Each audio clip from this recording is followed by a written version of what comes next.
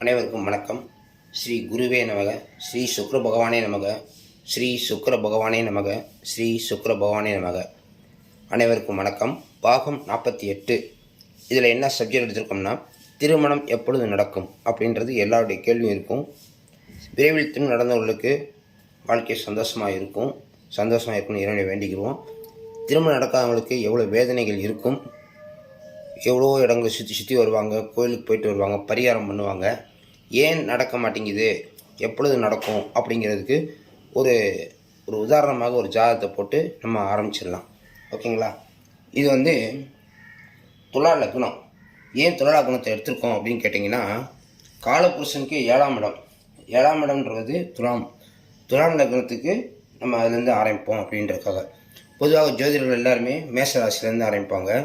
நம்ம துலாம்லேருந்து ஆரம்பிக்கிறோம். ஓகேங்களா? துலாம்லேருந்து ஆரம்பித்து 12 லக்னத்துக்கு நம்ம ஒவ்வொரு வீடியோவாக போடுவோம். ஓகேங்களா? ஏன்னா இது பெரிய வீடியோவாக இருக்கும். நான் நிறைய விஷயங்கள் சொல்லிடுவேன், உங்களுக்கு புரியுறது கொஞ்சம் இதாக இருக்கும். அதுக்காக தான் ஒவ்வொரு பார்ட்டாக போடுறோம். ஓகேங்களா? நம்ம சேனலை சப்ஸ்கிரைப் பண்ணிவிட்டு பக்கத்தில் பெல் பட்டனை கிளிக் பண்ணிங்கன்னா வீடியோ போடுறதெல்லாம் உங்களுக்கு உடனே வந்துடும். சரி, இப்போ நம்ம இந்த வீடியோக்குள்ளே போயிடலாம். ஓகேங்களா? இது துலா லக்னம். பொதுவாக திருமணம் எப்பொழுது நடக்கும் அப்படின்ற கேள்விக்கு 1, 2, 7ஆம் பாவகத்தில் தொடர்பு தான் இந்த திருமணத்துக்கு. இந்த ஜாதகத்தில் இங்கே கிரகமே இல்லைன்னு வச்சுக்கோங்க. 1ஆம் இடத்துலையும் கிரகம் இல்லை, 2லேயும் கிரகம் இல்லை, 7லேயும் கிரகம் இல்லைன்னா இதன் அதிபதி சுக்கிரன்.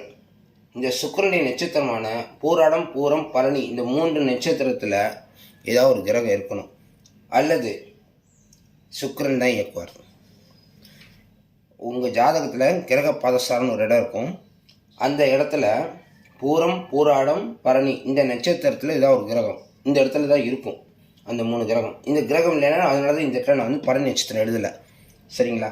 சரி, அடுத்து 2ஆம் இடம், 7ஆம் இடம் இது 2க்கும் அதிபதி செவ்வாய் தான். செவ்வாயுடைய நட்சத்திரம் என்னன்னு கேட்டிங்கன்னா, மிருகசீரிஷம் 1, 2 பாதம் இந்த இடத்துல இருக்கும். மிருகசீரிஷம் 3, 4 பாதம் இங்கே இருக்கும். சித்திரை நட்சத்திரம் 1, 2 பாதம் இங்கே இருக்கும்.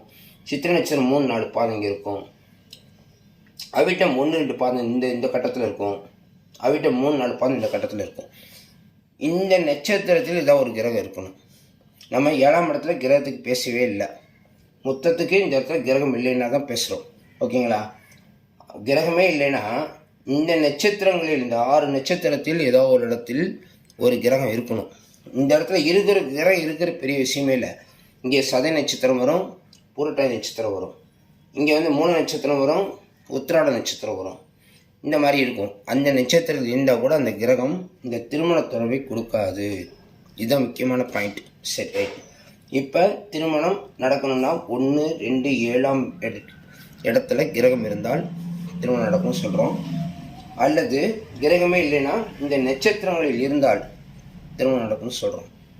எந்த கிரகம் இருக்கலாம், எந்தெந்த கிரகம் இருக்கலாம் அப்படின்னா 9 கிரகமும் இருக்கலாம். இப்போ அது ஒரு பாயிண்ட்டை பார்த்துடலாம். ஓகேங்களா? இந்த ஒரே நிமிஷம்.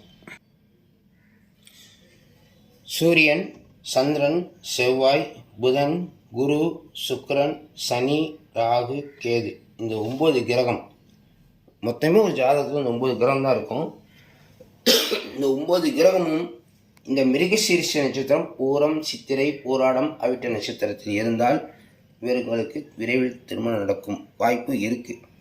அதன் பிறகு அவர் பிறந்த நட்சத்திரமும் என்ன தசாபுத்தி நடக்குது அப்படின்னு பார்க்கணும். அப்படி பார்க்கும்போது உதாரணமாக பூர நட்சத்திரத்தில் ஒரு குரு இருக்காருன்னு வச்சுக்குவோம். இங்கே பூர நட்சத்திரத்தில் குரு இருக்காருன்னு வச்சுக்கோங்க.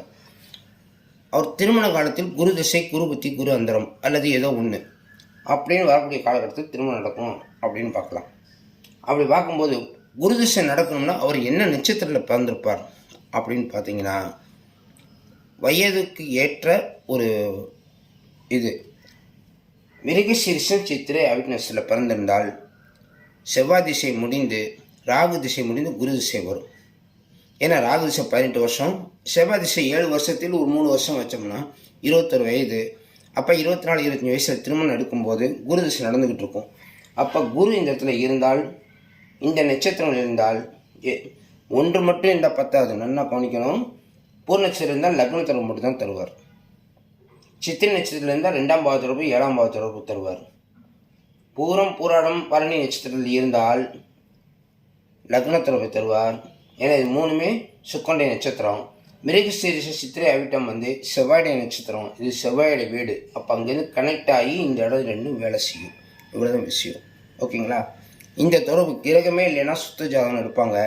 ஆனால் இந்த இடத்தை திருமணம் செய்வதற்கு இந்த மாதிரி கிரகங்களில் ஏதாவது ஒன்று இருக்க வேண்டும். ஒன்று இங்கே சுக்கிரனும் செவ்வாயும் இருக்க வேணும். கிரகம் இல்லை என்றால் இந்த நட்சத்திரங்கள் ஏதாவது ஒரு கிரகம் இருக்க வேண்டும். அடுத்தபடியாக தசாபலன் நடக்கும்போது அந்த கிரகம் இந்த நட்சத்திரத்தில் தான் நடக்கும். நான் உதாரணத்துக்கு குருவை சொன்னேன். இப்போ எப்படி எடுப்போம்? புதன் இருக்காருன்னு வச்சுக்கிடுவோம். பூர நட்சத்திரத்தில் புதன் இருக்கார் அல்லது பூரணத்தில் இருக்காருன்னு வச்சுக்கோங்க. இப்போ அவருக்கு என்ன திசையில் பிறந்திருப்பான்னு கேட்டிங்கன்னா பூசம் அனுசம் உத்திரட்டாய நட்சத்திரத்தில் பிறந்திருப்பார். அப்போ அந்த நட்சத்திரத்தில் பிறந்தவங்களுக்கு தான் புதன் திசை நடந்துக்கிட்டு இருக்கும். திருமண வயதில் சனி திசையே 19 வருடம்.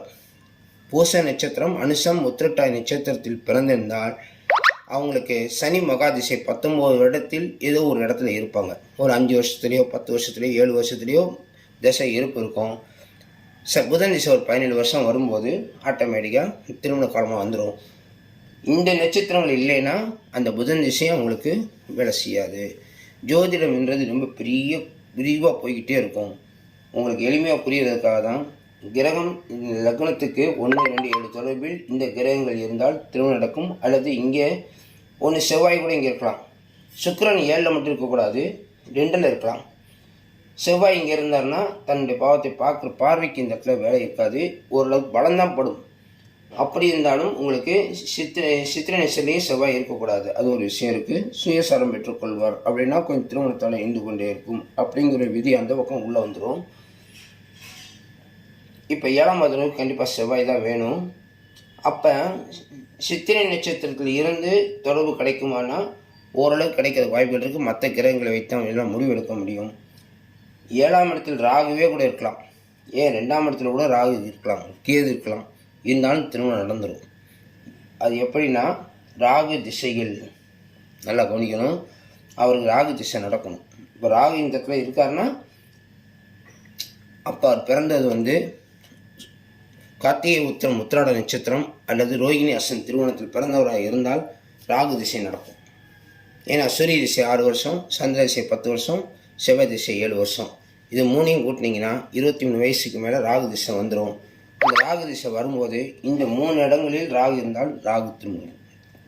அப்படி கிரகம் இல்லைன்னா இந்த நட்சத்திரத்தில் தொடர்பு உள்ள கிரகம் 9 கிரகத்தில் எந்த கிரகம் இருக்கோ அப்பொழுது திருமணம் நடக்கும். இனி அடுத்த பதிவில் பார்த்தீங்கன்னா விருச்சிக லக்னத்தை பார்ப்போம். விருச்சிக லக்னம் இது அடுத்த பதிவில் 49வது பாகத்தில் பார்ப்போம். உங்கள் ஜாதகம் பார்க்கணுன்னா நம்பர் கீழே இருக்குது, வாட்ஸ்அப் நம்பர் இருக்குது, காலிங் நம்பர் இருக்குது. நீங்கள் அனுப்பி பொருத்தம் பார்த்துக்கலாம். திருமணம் எப்போ நடக்கும்னு பார்க்கலாம். நீங்கள் வாட்ஸ்அப்பில் அனுப்புங்க.